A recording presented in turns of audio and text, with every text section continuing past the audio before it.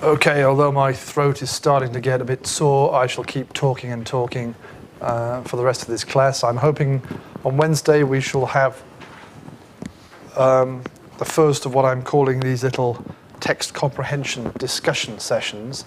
I'll explain more about that in the class on Wednesday, but let's make a start now with carrying on with the PowerPoint show. So far, to look at Hobbes and Locke, we've been tracing the history of England from the early part of the 17th century, focusing on what we've called the Civil War, and then the killing of the king, and this period of interregnum. And I suggested that that was a period, that was a direct influence on the ideas of Thomas Hobbes.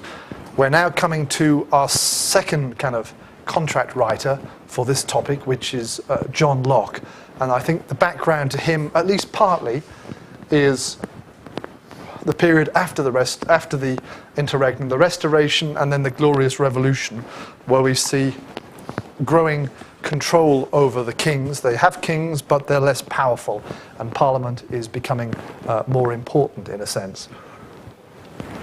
So let's carry on by looking at his ideas. So this is the guy about whom Seda and Tuje, I think, will be telling us a bit more detail on Friday. And he's one of the very, very famous philosophers. Okay, he's one of these guys who wrote about not just about politics, but about all sorts of other subjects as well. He's a very, very influential person. And obviously he spent so much time reading and writing that he didn't have any time to have any food, because he looks very thin, kind of old guy there, doesn't he? A wise man who gave, to use the Turkish phrase, gave importance to learning rather than food or something like that. He needs a few decent meals, I think, or something like that. The book we're looking at for him is called his Second Treatise of Government.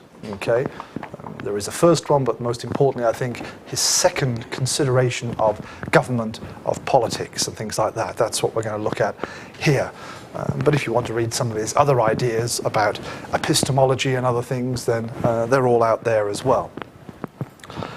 Like Hobbes, he begins looking at the state of nature, as we call it in English now. Okay, he thinks that, as with Hobbes, that you can trace back the origins of politics, of society, of organization, to a kind of natural situation, an earlier primitive situation, before we have complicated organization and things like that. But his state of nature is a bit nicer. It's a bit more not so nasty as Hobbes. Okay, he says, even in the state of nature,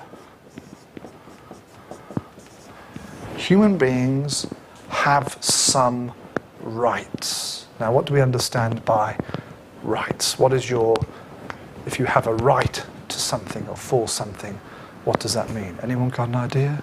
You have some rights. You have some rights in this class. Okay, this is not an absolute monarchy. You have some rights. What rights do you have? What are rights? Any ideas?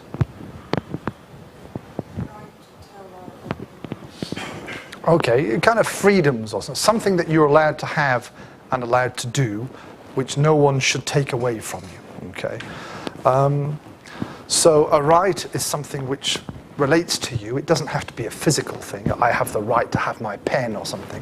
It can be more to do with abstract concepts in your brain. But the right here is something which is allowed to you no matter what. And if someone takes that right away, then they are being bad. Okay. So he says, even in the state of nature, even in this very primitive state, people have some rights. Okay. Hobbes doesn't see it like that. For him, obviously, things are just kind of complicated, fighting and so on. There is no kind of organization. It's a different starting point, okay? And he calls these things, quite expectedly, he calls them natural rights, because they are rights which exist in the state of nature, okay? That's very important.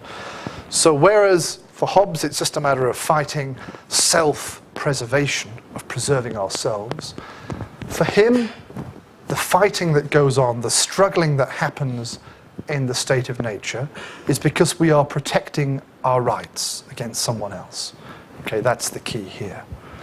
And he says, life, liberty, and property. Those are the three natural rights. Even the most primitive human beings, okay, have a right to their life. Okay, you should not kill me. Okay, my life is my right. I'm allowed to live. I have a right to liberty of my freedom. You cannot tell me what to do. Okay, I have a right to choose my own free will, my own actions. And we'll come back to this in more detail in a minute, I have a right to property. Okay, this is my pen. You can't just come along and take my property away. Even in a primitive state, I have some kind of property. Okay, so these are the three most important, fundamental, basic natural rights. And even in a state of nature, people have these rights. And when they fight each other, when they struggle, when they argue, okay, it's basically to preserve, to protect those rights.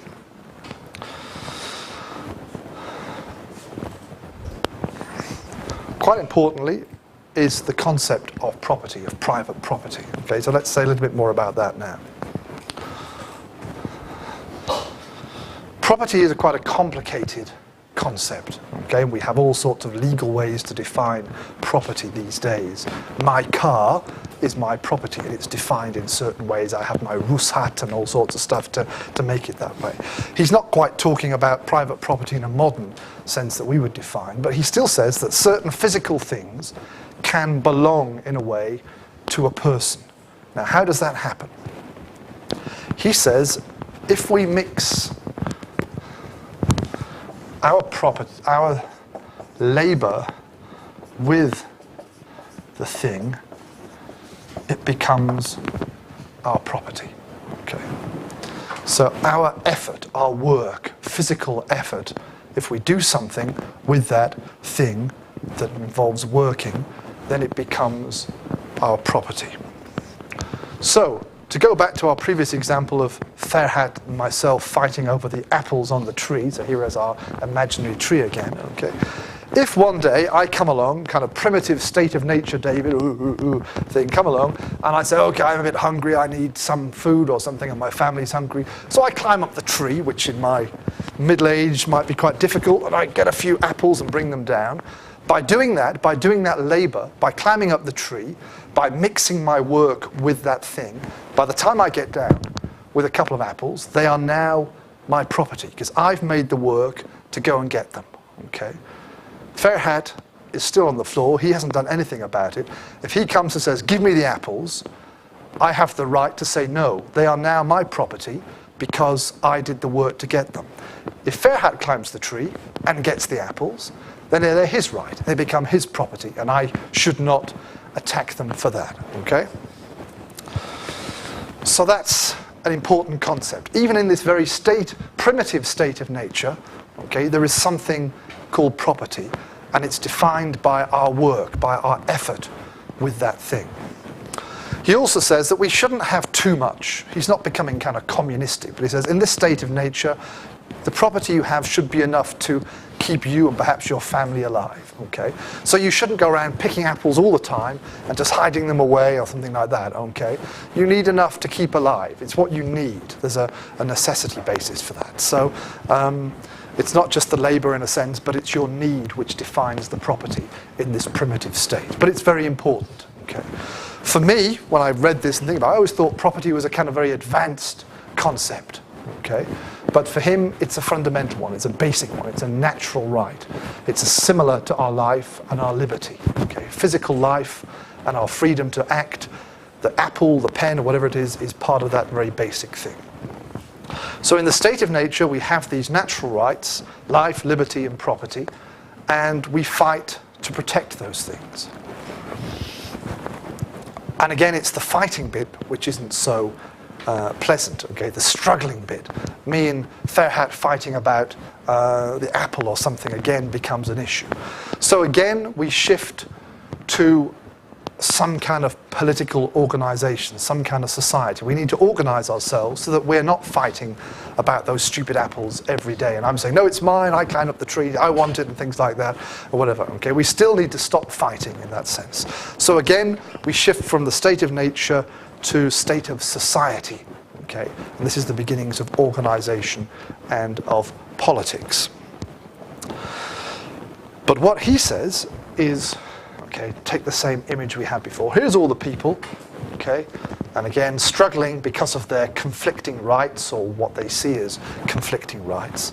And again, we need to create something over us to have the power, okay? We can call it the king or whatever in this case. He doesn't say we don't have kings. What he says, however, is the contract is, in this case, between the people and the king. And it goes both ways. The people agree to give me some of their power. You give up again some of your powers. State of nature turns into state of society, organization, okay?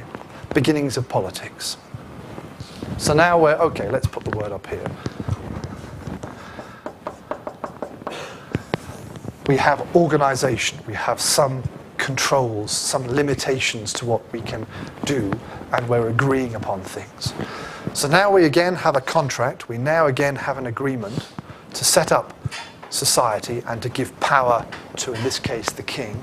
But the relationship is now, the contract is between the king and the people. So you make me the king. You've decided that David can be the king. And then I will make sure that you're not fighting about apples or marker pens or something. Okay, you give the power to me, and I agree to protect your rights. The most basic thing the ruler, in this case the king, does is his job is to make sure your rights are protected. I will protect your property. I will make sure you have liberty, you have freedom of belief and action, whatever it might be. And I will make sure that no one should kill you. Okay, we'll set up police forces and all sorts of stuff to preserve those things. So you give your power to me, and you agree to more or less do what I tell you to do, as long as I protect your rights. That's the agreement. It's a two-way thing. You will do things for me, and I will do things for you. And what Locke says is, if the king fails to do that, if I take your apples, if I go around killing some of you because of my ideas, then I am breaking the contract. I am breaking the agreement. I am not doing what I'm supposed to do. If I fail to protect your rights, and if I myself attack your rights, even worse, then I failed in my job. I failed my side of the bargain, of the agreement. And in that case, you are perfectly permitted to get rid of me and find someone else who will do the job better. Because these rights, the things that are not being protected, are fundamental. They go back before there was the king. Okay? So the big difference is that in Hobbes, the agreement was just between the people. And they create the sovereign, becomes the monarch, the king. Okay? And the king is outside of the agreement. The king cannot break the agreement because the king is not part of that. But for Locke, the agreement is this way, and I'm doing things for you and you're doing things for me. So like a modern contract, if you break one side of the bargain, then you can be changed. So for him, the people who are ruled can change the ruler if they think, enough of them think, that he's breaking his side of the agreement. So can we see, this is very important now, and I'm summarizing and simplifying things, but can you see the basic differences between Hobbes and Locke? Any questions here? We're going to go over them all again in more detail, but it's important that we understand these basic ideas. It'll help us read the text, it'll help us follow the presentations and things like that. Okay. Contract, agreement, is the basis for creating political society, of organizing political power. It's not God. Okay? Neither of these guys mention God very much in this discussion. He's outside of that. It's not divine right stuff, it's the contract. The big difference is where the contract, the covenant is made. And then, because the agreement is different, the ideas are different. Okay, for Hobbes, absolute king, you cannot challenge the king. You've given up your stuff. You said, okay, he can have power, and that's it. So you should not attack the king. You certainly shouldn't kill the king. For Locke, a little bit different. He's focusing on the king as part of the process. He's part of the process in that sense. So have we got that? Yep. If you don't have it, you can speak up now or let me know, because we need to understand. So I think we can see, partly at least, Locke's ideas in the context of this constitutional monarchy that was emerging, okay, during his lifetime. He experienced he experienced the Civil War as well, but he was young at that time. But later, in his adult life, he experienced the Restoration and the Glorious Revolution and so on. He was quite an important figure at that time, and he was thinking about these things. So I think we can suggest that what he sets up is a kind of constitutional monarchy. The king is not absolute. The king must do certain things. If the king fails to do those things, then he can be changed. In the same way that the English people decided that James II, Catholic supporter, was not doing his job. He was not preserving the right religion or whatever, so that they got rid of him and brought someone else in. You could use his ideas to support what we call the Glorious Revolution, the changing of the king. And that was not a violent thing so much. There was some fighting, but there was not too much killing and so on, less violent. It was a more peaceful process, not absolutely. But we can see these constitutional ideas perhaps in there. So Hobbes came from the Civil War, and he creates a nasty kind of a picture because he experienced civil war. Locke also saw big changes and some fighting, but the process he experienced was the creation of constitutional monarchy, and so his ideas partly reflect that process. In the long run, Locke is very important, and we'll talk about this maybe on Wednesday. We'll have a look at where his ideas come up. Okay. In the long run, outside, beyond his lifetime, in things like the French Revolution, but also in the American Revolution, when America is set up as a country independent from Great Britain, they take the ideas of Locke and they use them to support themselves. So that's why, in a sense, Locke is very important today, because his ideas were used later on to support historical developments, and we'll come back to that later on. So remember these ideas, remember these phrases, because we'll see them all coming up at a later stage. Okay, any questions so far? That all clear? And on Friday, Seda and Tujay will explain these ideas in a little bit more detail. Tamam? Okay, let me carry on. There's a nice blank screen, a bit darker for me, and the slow one coming down. Challenge of the Enlightenment. Okay. Let's begin with a basic question before we move on. What was the Enlightenment? Anyone got any ideas? What was the Enlightenment? Or what does the word, let's begin with the word, Enlightenment. Any idea? Okay, it's definitely education and intellectual. Those are good concepts. It's an intellectual movement, primarily. Okay, and it does focus partly on the idea of education. We'll come back to those things. But what about the very word itself? Before we actually look at the concept with a big E, capital E, buyuk the Enlightenment, what does the word enlightenment in itself mean?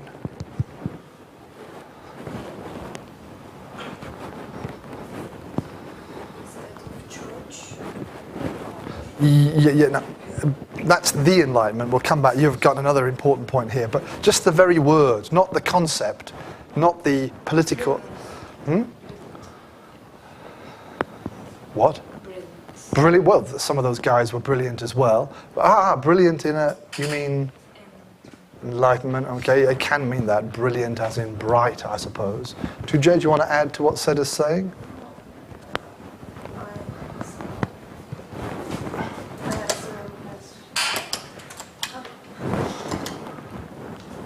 It's gone a bit dark. Okay, and Imra's thinking, what the hell is he doing? And things like that, and right up there. And I can't even press the right ones back on. Okay, suddenly you had less light. You were less enlightened. It was dark. We couldn't see so much. Okay. So what I'm getting at is, before we look at the concept, and Seth has pointed some important elements of the Enlightenment, but small e, what does the English word enlightenment mean in general? It means giving light to something, making something clear. I don't know. Yes, the dark times, whatever it might be. Intellectually dark times becoming bright, okay, in an intellectual way. Not the Dark Ages as in the Middle Ages, because that was much earlier, but they believed during this period, light, intellectual light, in a sense. I don't know if the word aydınlık, do you have that? Also, I don't know what the Turkish word for enlightenment. Aydınlama, okay, to bring light, to make things clear, which is what I did when I put the lights back on, okay. So, putting lights on gives light. You can see things. You can understand things. When it's dark, we can't see anything.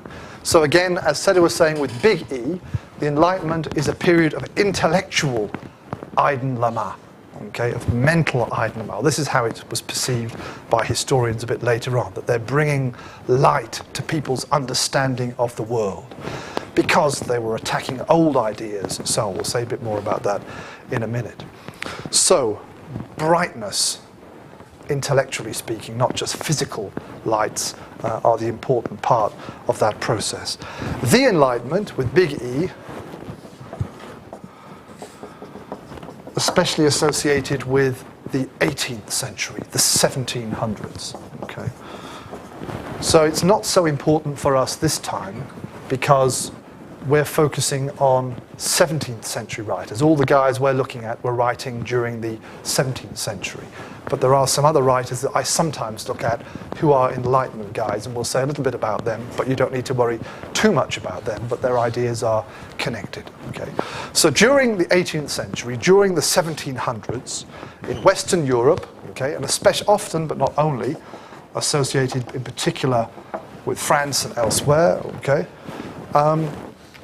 there was a series of intellectual people, philosophs, as we said, the guys like Voltaire saying bakarmısınız in the previous slide, who had new ideas which we regard as bringing light, or some people suggest were bringing light to intellectual world. Now, it's not that simple. And then we even have ideas like the counter-enlightenment. There were intellectuals who argued other things against that. We're not going to go into the details of that. Okay, but that's the main point. That's our main starting point. Enlightenment kind of had a number of features. Seth has already mentioned one. In a way, education, trying to educate people. A number of philosophical thinkers during that time thinking about this, okay, focusing on learning and so on. One of the great products of the Enlightenment was a book known as in French, with the L before it, l'encyclopédie, the encyclopedia. Okay, what these guys were doing was they said, okay, let's all work together. There was kind of central editors, but they asked various intellectuals and philosophers to help. Let's try and basically put all knowledge into one big book, okay, which became the encyclopedia. Now, we don't go to the encyclopedia, this one, anymore to learn things. We can study it as a product of its time. But it was an aspect of this. Let's bring all knowledge together, whether it's about agriculture, whether it's about politics, physical, intellectual, all things, put it there. We can somehow hold all of human knowledge in these big volumes of books and so on. Maybe the internet today is the kind of successor of that, in a way, all the knowledge, but also a lot of misinformation out there on the internet. They didn't have computers and so on then, so they tried to put everything together in one big book, the encyclopedia, in that sense.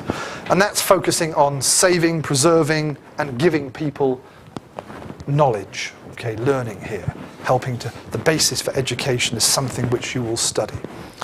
So that's one aspect of the Enlightenment. We can call this kind of number one, I suppose.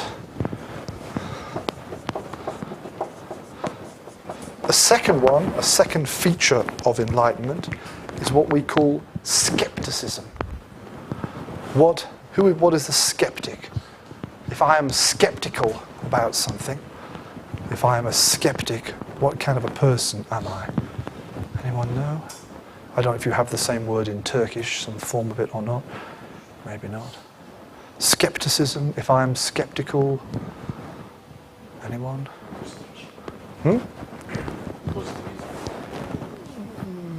Maybe more negativism, I suppose. Anyone? I mean, very basic. If I'm skeptical, if you say something and I say, oh, I'm skeptical about that, what does that mean?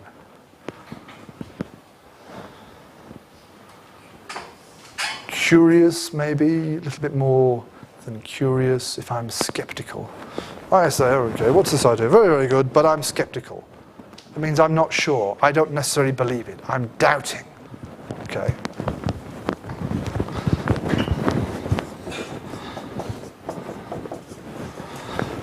So one of the other aspects sometimes described of the Enlightenment is it challenged, it went against existing ideas. They were doubting. They said, oh, just because it says that, we don't have to believe it. Prove it to me. Okay. Show me. Give me the knowledge, the ideas, the information that I can understand. And as Seda said before, very often Enlightenment is given as a way of seen to be challenging religion. It wasn't just that, it wasn't only that, and that's simplifying it, but it's one aspect. So, okay, religion had been and still was very important in people's lives, and obviously Christianity of various kinds was the important one in Western Europe, in France and England and Germany, elsewhere. And sometimes the Enlightenment is seen as an intellectual challenge to religious ideas. They're doubting them. Just because it says that in the Bible doesn't have to be true. Can you prove that to me? Okay, can we go further? For example, Voltaire wrote a play, a drama, which was technically about the Prophet Muhammad. Okay, he didn't really know much about Islam. There weren't many Muslims around in France at that time and so on like there is today. And it looks like it's attacking Islam, but it's not really, because he doesn't know about it. He's using something a bit different as a way of attacking primarily the Catholic Church. He's attacking religion in general. And for him, of course, the Catholic Church was the most important of that. So this play was attacking kind of established religions, and he's using the figure of Muhammad to do that, okay, which obviously wouldn't be very popular in the Muslim world, but we have to go beyond that and realize he had a bigger project there, which is challenging religion and so on. So skepticism, challenging, attacking existing ideas. Okay, let's put challenging as well here. So two features of the Enlightenment, two ways of bringing light to people's lives, to enlightening Aydınlama, their thoughts, their understanding, through education, through learning, through the encyclopedia, things like that, and also by telling people to challenge things, by telling people to dare to challenge, to think more than what you're just told. Okay? Just as I hope, all of the things I say here, you're willing to challenge. Okay? You can say, no, I think you're wrong, David. Or in your essay, you can be skeptical. Okay? As long as you can use the information to support that, as we've talked about before. Okay? I don't want you just to repeat everything I've said. I want you to think about things yourselves, to be skeptical if necessary about what I say, what it says in the books or whatever, to come up with your own ideas in a sense. So simply put, that's what these guys were sort of trying to do.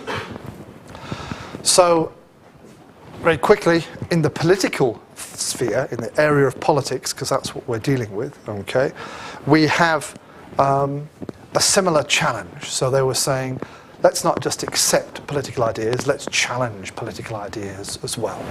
And the Enlightenment is sometimes seen as the intellectual background to, for example, the French Revolution. Okay. The ideas, particularly of Jean-Jacques Rousseau, taken as an Enlightenment thinker, are seen to feed into some of the big political changes at that time, that people were challenging political ideas and political structures. And in France, they had a massive revolution, which the English had already done over 100 years before in a way, but a big change in the ways that they organise things, and they tried to explain that with reference to, as we said, Locke, but also some other ideas that we'll examine. So it's the concept of challenging things, not just for the sake of, but because you should challenge, you should be sceptical about ideas. So we've got about 15 minutes, so I think we'll finish off by summarising the ideas of at least one or maybe two Enlightenment thinkers with reference to politics. And our first is a French aristocrat, he was Baron de Montesquieu, okay, so a fairly powerful, rich guy, not some poor man or whatever, okay. And for us, and sometimes I study this, but we're not doing it in this course, his book called The Spirit of the Laws. Okay, that's the title of his book, and he tries to take the concept of law as the basis for understanding human society on all levels. Remember, during the 17th century, especially, we had had a scientific revolution. People like Newton and others had been, for even earlier, challenging the way we understand the universe, the way we understand the way that the world works and so on, setting up physical laws which explain how things happen. The example I gave before again is gravity and things like that, or how our bodies work and so forth. Okay, having what we would call a more scientific and modern approach, and we mentioned that briefly. So kind of the sort of thing partly which Montesquieu is doing is he tries to understand human society and politics through laws, through things which happen regularly. Okay, so we know why something happens because something else. I know why my pen falls because of gravity. We can even measure that. Okay, so he tries to do the same thing with reference to human behavior and things like that. For example,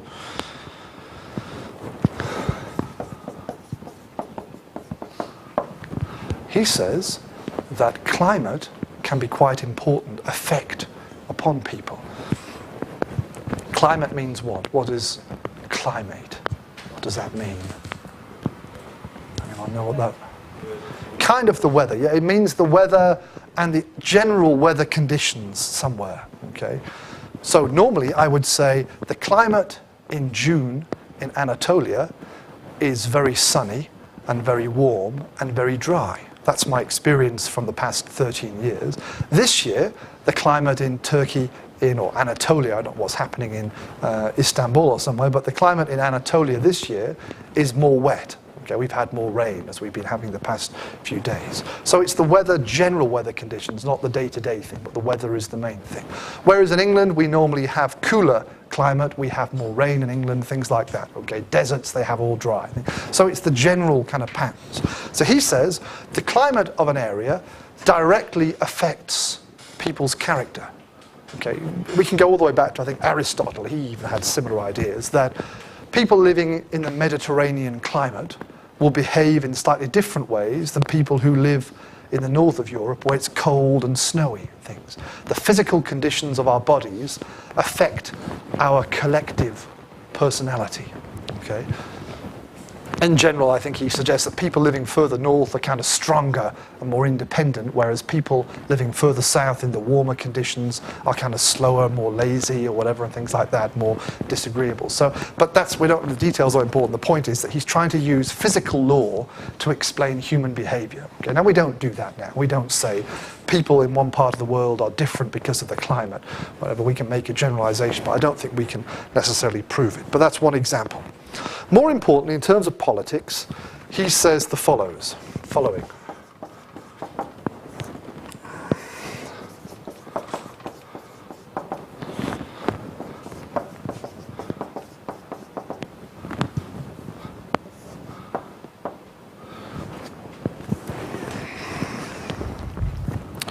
He says, if we look at the way governments and countries are organized, we begin with a type, and each type of government has its own special nature, has its own character. And then to make it work, it has a certain principle, okay? It has a certain law, characteristic which makes it work. Okay. And he says there are basically three types of government: republic, monarchy,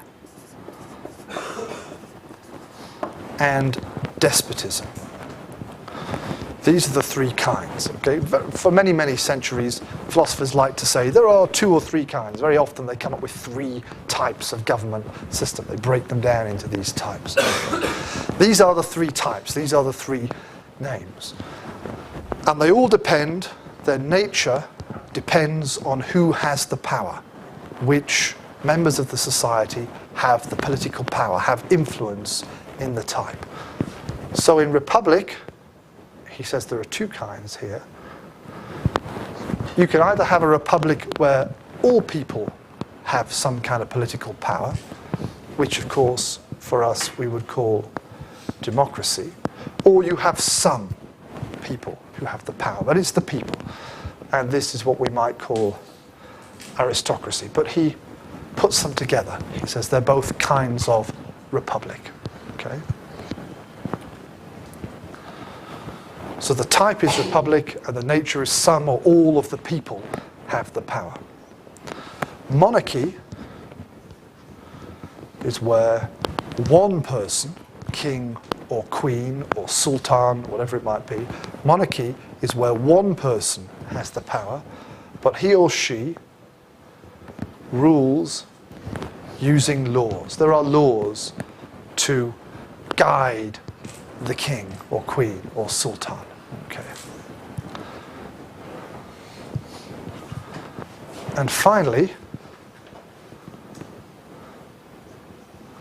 despotism is also one person, but there are no laws. There is no control, no limit, no influence over what the king or queen or sultan can say or do or decide.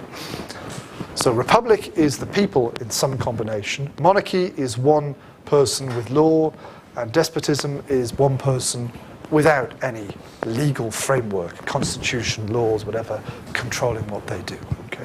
These are basic definitions. We can learn those, fair enough. We can disagree with them or not, or we can move them around. What's important, really, is the principle. He says, how does this work? If you have a republic, what is the law, what is the characteristic which makes it work? Okay? And if you have a monarchy, what do you need in the people to make monarchy work so it doesn't fall apart? What is the kind of physical law, in a sense, like we said with climate before? Okay? And each of these, therefore, has a different principle, has a different mechanism, okay, for making it work. For republic systems, whichever they might be, we need virtue, he says. What does virtue mean? Anyone want to tell me what virtue means? If I am a virtuous person, wisdom maybe, I suppose it could be, but it's not quite. Wisdom is a starting point. It's less to do with knowledge than to do with behavior. If you have virtuous behavior, what does that mean? Give me a simple word or two for that. If I describe Jan Barrick as a virtuous man, what would that mean? Anyone else want to help Tujay here?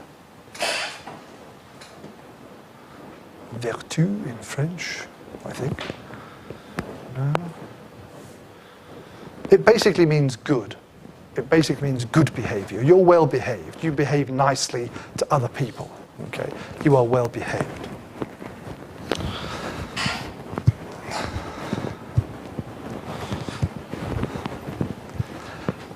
If we decided to make this class totally Republican, democratic, so that you all had some decision making. At the moment, I obviously make most of the decisions as teacher. But if we said, let's make this some kind of 21st century experimental course, and let's have everyone deciding. And a lot of people do these things now. There are all sorts of mechanisms for reading other people's work and things like that. You could do that. If we had that in place, for a democracy, every person must be virtuous, because every person must be working for the good. They must recognize that what they're doing is for the good of the whole class. Okay? If you have badly behaved people, you're giving power to some bad people. Okay? I don't know. The Weimar Republic after the First World War, okay, many problems in Germany, was in one way or another a republican system, okay, a democracy in Germany. Hitler was a bad man. He abused that system. He came to power and then took it apart. Okay, he was not a virtuous man. Okay, no one would agree about that, I hope, today. So that's one extreme example. Okay, you need virtuous people, so you will all work together, help each other, and use your power that you have, a little bit of power each of you, to help the country and all the people. Okay, so for a republic to work, whether you have all the power or just some of the power with people, you need virtue, you need good behavior, and then it'll work. Okay, that's the law, that's the principle that will make republics work. So that's our starting point for that, okay? For monarchy to work, where you have a king, but the king works with the laws, the king obviously has some control over him, you need honor. Here, that means you need to respect me. You need to respect my position and my power. You recognize that I am better than you, and rather than try and attack me or whatever, you respect that and you do what I say. Okay, you honor me. Okay. So for a monarchy to work, man working with law, you need honor. You all need to be honorable people. You don't necessarily need to be good in that sense, though those things overlap, because I make the decisions. I'm the one ultimately with the power, working with the laws. But you need to respect that. You need to do what I have. Lastly, for despotism, where the king has no control, where the king has absolute power, where the king in a way has arbitrary power, remember we used that word last week, the king can do anything he or she, if it's the queen, she wants, okay, because there's no laws to control me. So I come in the class and I say, okay, now I'm going to do this, and I've decided to give you 6 essays for this course, okay? And there is no law, there is no syllabus where you might say, oh, no, you can't do that, Dave, because it says here 2 essays, okay? In a monarchy, I would say, okay, absolutely right, I'll follow the law, can't change that, very sorry. But the despot would have no law, there is no syllabus. I can come in every week and say 6 essays. Next week, 8 essays, okay? Now, how can that work? How can despotism carry on with me behaving unreasonably towards you, doing what I want? Some of you might disagree, all of you might disagree, but you will still write your essays. Despotism will continue if what?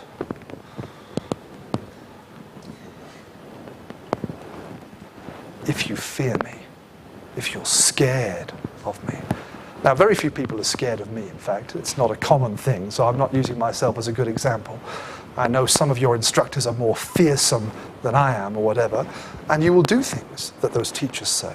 Okay? And I hope in this class, if you think something's unreasonable, you would come and say, David, can we do this? Can you have extra time? Or something like that. Okay? So I like to think of myself more as a monarch rather than a despotic teacher. But in a despotic political system, okay, the principle, the thing which makes the system continue, which makes it work, must be fear. Okay? If they fear the despot, the king, because of his army, because of his power, then people will carry on doing what he says, however unreasonable, however nasty those things are. If you fear it, you will carry on.